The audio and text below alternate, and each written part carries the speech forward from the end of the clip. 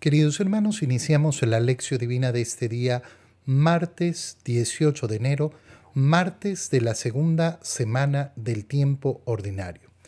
Por la señal de la Santa Cruz de nuestros enemigos, líbranos, Señor Dios nuestro, en el nombre del Padre, y del Hijo, y del Espíritu Santo. Amén. Señor mío y Dios mío, creo firmemente que estás aquí, que me ves, que me oyes. Te adoro con profunda reverencia, te pido perdón de mis pecados y gracia para hacer con fruto este tiempo de lección divina.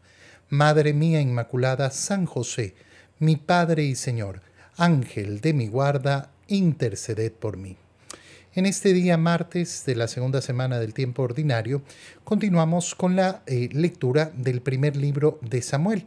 Estamos ahora en el capítulo 16, versículos 1 al 13. En aquellos días dijo el Señor a Samuel: ¿Hasta cuándo vas a estar triste por Saúl? Yo ya lo rechacé y él no reinará más sobre Israel. Ve a la casa de Jesé en Belén, porque de entre sus hijos me he escogido un rey. Llena pues tu cuerno de aceite para ungirlo y vete. Pero Samuel le replicó: ¿Cómo voy a ir? Si Saúl se entera me matará. El Señor le respondió: Lleva contigo una ternera y di: vengo a ofrecer un sacrificio al Señor. Invita a Jesé al sacrificio y yo te indicaré lo que has de hacer. Luego ungirás al que yo te señale. Hizo Samuel lo que el Señor le había dicho. Cuando llegó a Belén, los ancianos de la ciudad salieron a recibirlo temerosos y le preguntaron: ¿vienes en son de paz? Les respondió: sí, vengo a ofrecer un sacrificio al Señor. Purifíquense y vengan conmigo al sacrificio. Luego purificó a Jesé y a sus hijos y los invitó también al sacrificio. Cuando se presentaron ante él al ver a Eliab, el hijo mayor de Jesé, Samuel pensó: este es, sin duda, el que voy a ungir como rey. Pero el Señor le dijo: no te dejes impresionar por su aspecto ni por su gran estatura, pues yo lo he descartado. Porque yo no juzgo como juzga el hombre. El hombre se fija en las apariencias, pero el Señor se fija en los corazones. Entonces Jesé llamó a su hijo Abinadab y lo hizo pasar ante Samuel, el cual le dijo: tampoco a éste lo ha escogido el Señor. Jesé hizo pasar a Samá, pero Samuel le dijo: a éste tampoco lo ha elegido el Señor. Así fueron pasando ante Samuel 7 de los hijos de Jesé. Pero Samuel dijo: ninguno de estos es el elegido del Señor. Luego le preguntó a Jesé: ¿son estos todos tus hijos? Él respondió: falta el más pequeño, que está cuidando el rebaño. Samuel le dijo: hazlo venir, porque no nos sentaremos a comer hasta que llegue. Y Jesé lo mandó llamar. El muchacho era rubio, de ojos vivos y buena presencia. Entonces el Señor dijo a Samuel: levántate y úngelo, porque este es. Tomó Samuel el cuerno con el aceite y lo ungió delante de sus hermanos. A partir de aquel día, el Espíritu del Señor estuvo con David. Samuel se despidió y regresó a Ramá. Palabra de Dios. Ya al avanzar con la lectura del primer libro de Samuel, lo que hemos visto, en primer lugar, es esa rebelión del pueblo de Israel en contra del Señor. Una rebelión muy profunda, muy profunda. ¿Por qué? Porque lo que le han pedido al Señor es tener un rey como los demás pueblos. No ser un pueblo distinto, no ser el pueblo de Dios, el pueblo que tiene las cosas de una manera diferente. No, quieren ser como los demás, quieren que los gobierne un rey. El Señor les ha dado a ese rey, a pesar de a través de el profeta Samuel haberles advertido de lo que iba a suceder, de lo que les iba a ocurrir a ellos por rechazar al Señor. En el momento de escoger a Saúl como rey de Israel, ¿qué es lo que ha primado? ¿Qué es lo que se nos ha mostrado? Se nos ha mostrado su gran valor, sus grandes dotes de gobernante. No, lo que se nos ha mostrado es su apariencia. Entre los israelitas no había uno más buen mozo que él. No había uno más guapo, no había uno más alto. Era verdaderamente un Adonis. Y esto es el que se pone como gobernante. Porque el gobernante pasa a ser eso. Pasa a llenar las expectativas de la apariencia. Y ahora que el Señor le dice al profeta Samuel, deja de estar triste por Saúl. ¿Por qué? Porque Saúl se había vuelto en contra del profeta, ya que como vimos el día de ayer, el profeta le ha sacado en cara que ha preferido ir en contra de las órdenes del Señor. Entonces Saúl se ha vuelto en contra del profeta Samuel y por eso cuando recibe la orden de Dios dice no me puedo ir. Imagínate si Saúl se entera que estoy yendo además a ungir a otro que va a ser el rey, que va a gobernar. Pero el Señor le dice, haz lo que te digo. Ya Saúl no lo tengo en cuenta, yo ya lo he despreciado, pero ahora elegirás a uno. Fíjate cómo comienza a cambiar la historia a partir de este momento. ¿Por qué? Porque esa figura que no es querida por el Señor, esa figura que ha sido querida por el pueblo, la figura del rey, el Señor la va a tomar a pesar de este pecado del pueblo, a pesar de que están rechazando a Dios. ¿Qué es lo que hace Dios? Reescribe la historia con su voluntad. Y ahora Él va a poner verdaderamente al rey que quiere. Pero no porque quiere a ese rey, a David, sino porque va a crear esa línea davídica. Esa línea por la cual va a venir el único y verdadero rey, que va a ser efectivamente el rey para los hombres, hombre como ellos, pero que a la vez va a ser Dios, nuestro Señor Jesucristo. Y por tanto cumple la doble condición. ¿Ustedes quieren ser gobernados por un hombre igual que todas las naciones? Muy bien, pues van a ser gobernados por un hombre. Pero ese hombre resulta que está a la misma altura de Dios. ¿Por qué? Porque es Dios mismo que se ha hecho hombre. Esa es la grandeza y la belleza de lo que estamos leyendo en este primer libro de Samuel. Samuel accede a ir hasta Belén, a buscar a Jesé, a ofrecer un sacrificio al Señor. Y entonces va hacia Belén. Qué bonito es cuando hace tan poco tiempo hemos pasado el tiempo de Navidad y nuestro corazón lógicamente se ha dirigido hacia Belén, se ha dirigido hacia esa preciosura, esa belleza de la natividad de nuestro Señor. Y en este momento estamos leyendo por qué. ¿Por qué nuestro corazón se dirigió a Belén? Porque en Belén es donde había nacido David. Y por tanto, aquellos descendientes de David pertenecen a esa casa de Belén.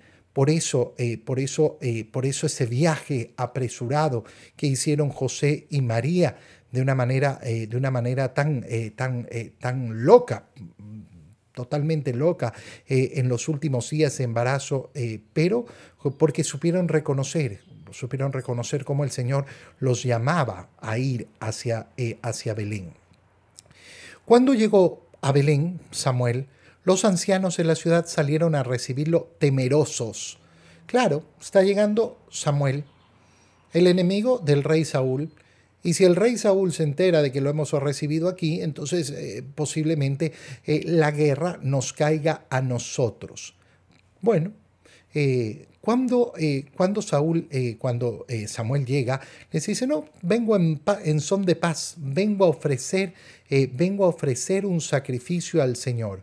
Purifíquense y vengan conmigo para participar, y manda llamar a Jesé. Y entonces se produce lo más importante. Se le presentó a Samuel a Eliab, el hijo mayor de Jesé. ¿Y qué piensa Samuel? Este es sin duda el que voy a ungir como rey. Pero el Señor le dijo, no te dejes impresionar por su aspecto ni por su gran estatura. No te dejes impresionar. ¿Por qué? Por las apariencias. Mira, cuando nosotros leemos el primer libro de Samuel, la invitación a liberarnos de las apariencias va a ser una constante, una constante. Y yo me tengo que preguntar y preguntarme verdaderamente, ¿yo he sido liberado de las apariencias? ¿Me he liberado de las apariencias o no? ¿O sigo efectivamente metido con las apariencias? Y más todavía, yo estoy preocupado de aparentar. Yo estoy acostumbrado a mostrarle al mundo una apariencia. Mira, el camino de esta liberación no es un camino que uno puede dar por concluido nunca. ¿Por qué? Porque siempre estamos enfrentados a esas apariencias. Siempre, siempre, siempre estamos embullidos en un clima social donde las apariencias son tan importantes. Se nos ha educado, se nos ha educado muchísimo en torno a las apariencias. Nuestro modo de interactuar con los demás siempre está basado también en tantas apariencias, porque estamos acostumbrados, lógicamente, a saber comportarnos delante de los demás y a transformar muchas veces nuestra forma de actuar. Por tanto, siempre tenemos que estar viendo cuál es el límite de la buena educación y cuál es el punto donde yo comienzo a aparentar lo que no soy. Tengo que estar examinando continuamente qué tanto influyen en mí las apariencias. ¿Cuáles son los juicios que yo realizo a partir de las apariencias? Qué bonito pedirle al Señor verdaderamente esa liberación. Y efectivamente, eso es lo que le dice a Samuel. No te dejes impresionar. ¿Por qué? Porque yo no juzgo como juzga el hombre. El hombre se fija en las apariencias, pero el Señor se fija en los corazones. El juicio de Dios nunca va a depender de nuestras apariencias. El juicio de Dios va a apuntar a la intimidad de nuestro corazón. Por eso es que tenemos que tener claridad en nuestra conciencia y saber que el juicio del mundo no nos va a servir de nada, de absolutamente nada, nunca. No, yo estoy preocupado de quedar bien delante de la gente. Bueno, qué bueno, qué bueno. Pero si resulta que mi corazón no va en esa sintonía de lo que yo muestro al mundo, no estoy engañando a Dios y nunca lo voy a engañar. Qué bonito es pedirle al Señor, Señor, ilumíname. ¿Ilumíname para qué? Para verme tal cual soy. ¿Por qué? Porque resulta que las apariencias no están hechas solo para engañar a los demás. Las apariencias también nos engañan a nosotros mismos. Ese engaño terrible en el cual yo me termino creyendo aquello que aparento ser. Me lo termino creyendo. Entonces, no, yo soy bueno, yo soy no sé qué, yo soy no sé cuánto, yo por aquí. Y no logro ver en la profundidad de mi alma. Ilumíname, ilumíname, Señor. Es una oración preciosa. ¿Qué ocurrió? Jesé llamó a su hijo, a todos sus hijos, y ninguno de sus hijos fue elegido como aquel que tenía que ser ungido. ¿Hay alguno más? Sí, está el menor, falta el más pequeño, que está cuidando el rebaño, es decir, el más pequeño, que además es aquel que está dedicado a esa labor del rebaño. ¿De dónde se saca entonces al rey David? Al rey David se lo va a sacar de esa condición de pastor. Qué bonito es relacionar esto con esos primeros adoradores. ¿Por qué los primeros adoradores del niño que nació en Belén fueron los pastores? Porque de ahí venía esa línea davídica. David, ¿quién era? Era el menor de los hijos de Jesé y era el que se encargaba del pastoreo, se encargaba del rebaño. El muchacho era rubio, de ojos vivos y buena presencia, pero era el más muchachito, el más pequeñito, el más insignificante. Ese es.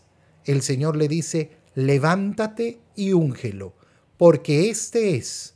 Y tomó Samuel el cuerno con el aceite y lo ungió delante de sus hermanos. Y a partir de aquel día el Espíritu del Señor estuvo con David. Y Samuel se despidió y regresó a Ramá. Se termina efectivamente ungiendo a David. Ya desde ese momento ha sido el ungido. ¿Significa que desde ese momento empieza a reinar? No, no. Fíjate cómo sucede exactamente lo mismo con Cristo. Cristo ha sido ungido. Es el Cristo, el ungido. Reina, sí es el verdadero rey, pero ¿lo vemos gobernar en las naciones en este momento? No, pero llegará el momento.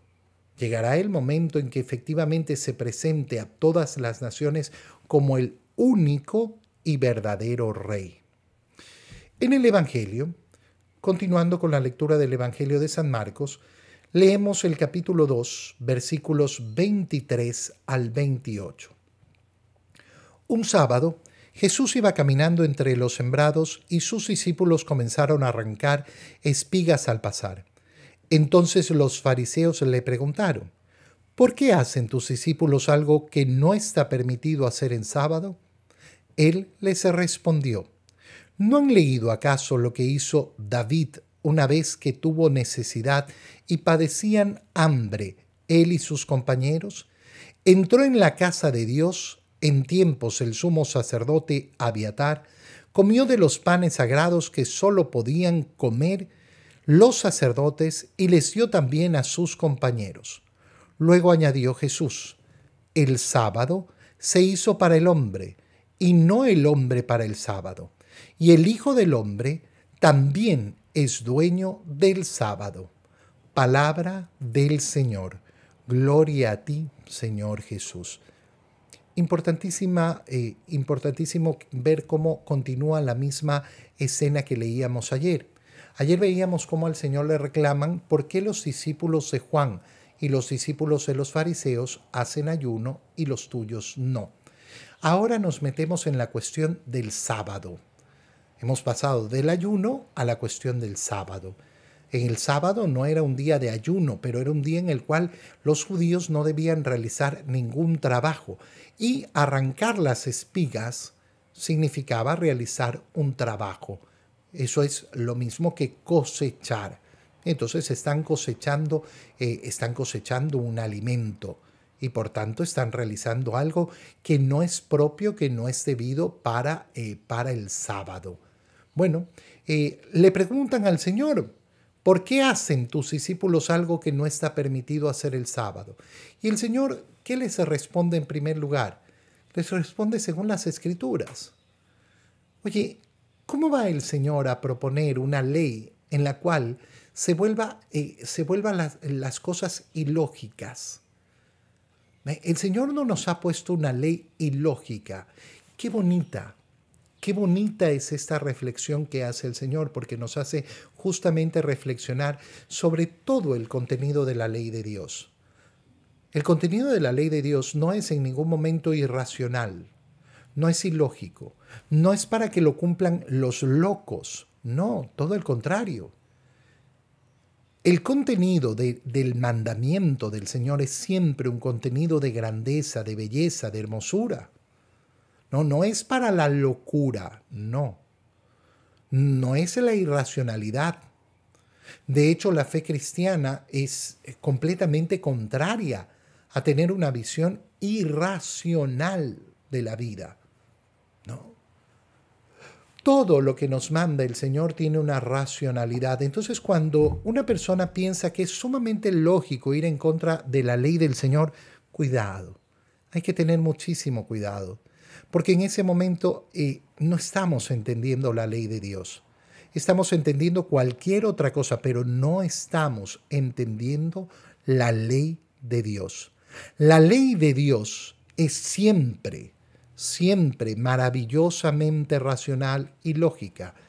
Y esto es lo que les dice el Señor: acude a la Escritura. Oiga, pero ¿de qué están hablando? ¿De qué locura están hablando? David, que es el ejemplo para ustedes. Cuando sus hombres y él tuvieron hambre, tuvieron gran necesidad, ¿qué hicieron? Ir al templo y comer aquella comida que era prohibida, sino solo para los sacerdotes. Y hizo bien, claro, por supuesto. no iba a dejar morir de hambre a sus hombres. ¿Por qué? Porque tenían que cumplirse que esa comida solo era para los sacerdotes. No. El sábado, dice el Señor, se hizo para el hombre.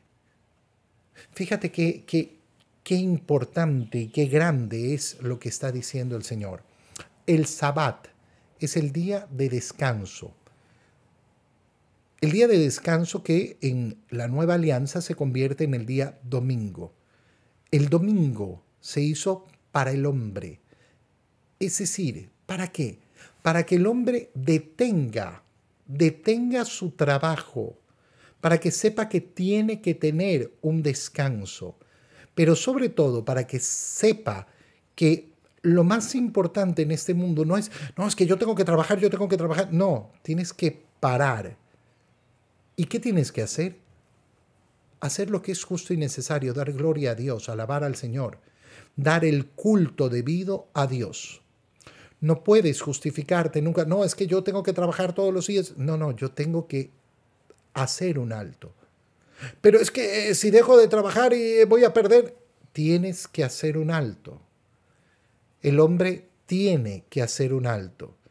El sábado es para el hombre y no el hombre para el sábado. No se trata de una norma simplemente porque sí. El domingo tienes que ir a misa porque así lo dice Dios y ya está. No, es mucho más, muchísimo más. Qué precioso es entender cómo el Señor guía nuestro corazón para poner orden en nuestro corazón. Los mandamientos del Señor al final sirven para eso, para darle orden a nuestro corazón.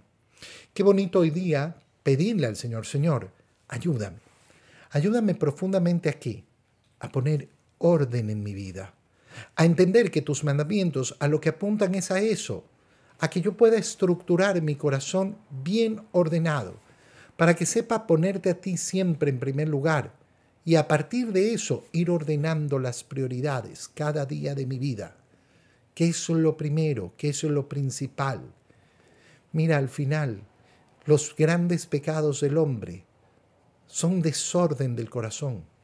Son un gran desorden del corazón. Creer que esto vale la pena, creer que esto es tan importante. Relaciónalo ahora con lo que hablábamos en la primera lectura. ¿Y qué vas a encontrar? La apariencia. La apariencia. La apariencia no es simplemente, parece bueno, parece malo, parece no sé qué, parece ladrón. No, la apariencia es justamente aquello que nos confunde en lo que es verdaderamente importante en la vida. La apariencia es aquello que nos engaña. Parece que era tan importante. ¿De verdad? ¿De verdad aquello a lo cual yo le di prioridad era lo más importante? ¿De verdad? ¿No es que tengo confundido el corazón? Señor, de nuevo te lo pido, libérame de las apariencias que no me hacen, que no me permiten poner orden en mi corazón. Te doy gracias, Dios mío, por los buenos propósitos, afectos e inspiraciones que me has comunicado en este tiempo de lección divina. Te pido ayuda para ponerlos por obra. Madre mía Inmaculada, San José, mi Padre y Señor, Ángel de mi guarda, interceded por mí. María, Madre de la Iglesia, ruega por nosotros. Queridos hermanos, que tengan todos un feliz día.